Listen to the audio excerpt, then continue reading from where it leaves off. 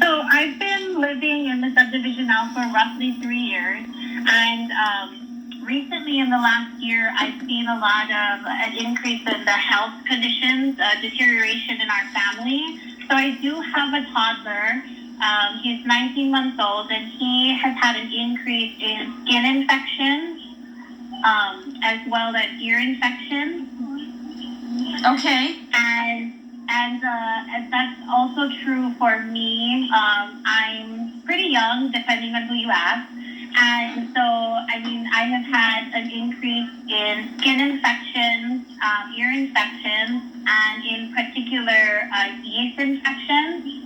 Okay. And it has also kind of gone into our dogs. I have a lab, and he has had chronic ear infections since the beginning of January. When they did a culture in his ear, they found Pseudomonas bacteria, which I was told is in high concentrations in our water system. Yeah, I've seen that one in there. the subdivision. So we've had to rehome him because he's been on antibiotics pretty much all year, and we're kind of at a stalemate right now in a sense, because I did tell DR Horton that, we do have this problem, but it's being told it's the water, not the plumbing system.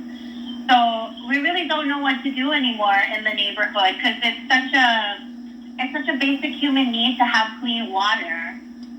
Yes. And are you one of the ones who've had surgery?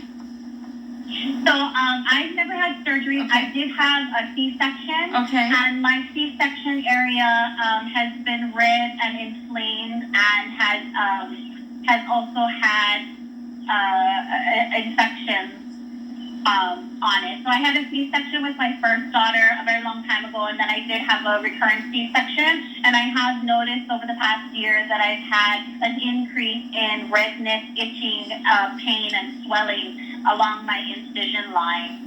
And if I remember correctly, you are professionally a nurse? I'm a nurse practitioner, yeah. So a nurse practitioner, that's like a 6-year kind of nurse? Like almost a doctor?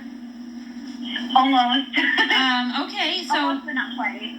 So the reason why I'm asking that is that you have professional background to be able to identify things that help to create this illness. And so if you were looking at somebody else's problem, would you say that this, is an infection, an environmental infection?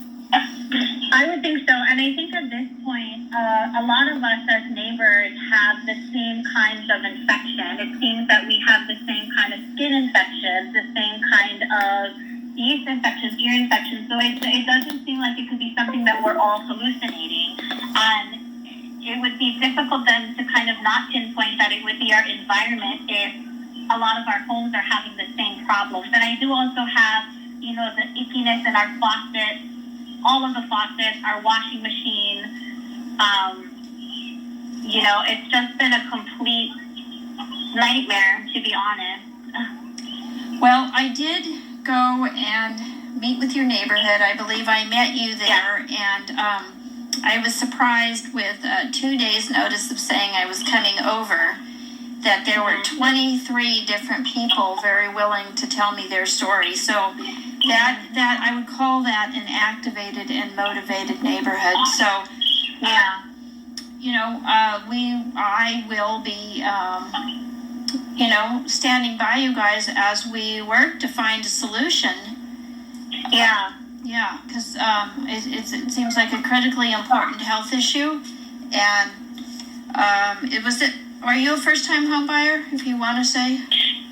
I am. We are a first-time home buyer, so we were really excited, to be able to be in the subdivision. The neighborhood is great, and the neighbors are great, and I definitely would almost call this a public health concern because, every part of our lives deals with water, down to our cooking, our drinking, and cleaning, So I definitely would consider, contaminated water to be a public health emergency for our subdivision. Okay, well, thank you so much for calling in, and I am very sorry for the challenges that you are facing. Yeah. And, I want to help and work with you all to figure out a solution. a solution fit. Well, I appreciate your time. Okay, thank you so much for calling in. Thank you so much. Take care. Okay, aloha. Bye. Bye. All right, and you are listening to KKCR Hanalei, KHUA, Kilauea. Alana, do we have a caller? Yeah, the caller already hung up, but they just wanted to share on the topic